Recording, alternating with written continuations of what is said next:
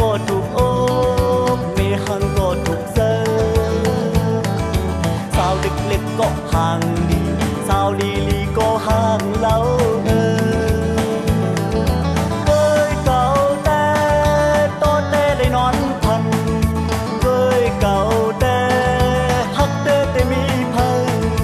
สาวไว้ก็เลิศติดเจอสาย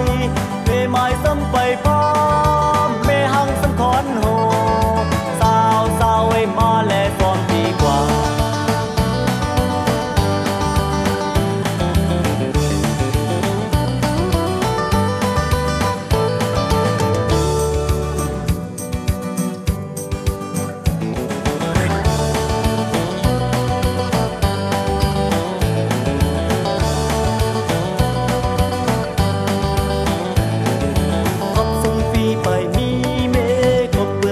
ไปมีเงินคนผ่านเหมือนหนังสายในเคยเตมาห่างไหลในไม้ก็ถูกโอ้ไม่ห่างก็ถูกเจอสาวเล็กๆก็ห่างดีสาวลีลีก็ห่างเล่า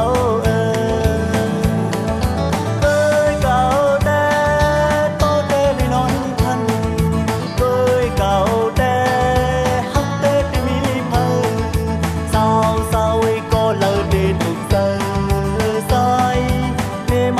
ไปพอ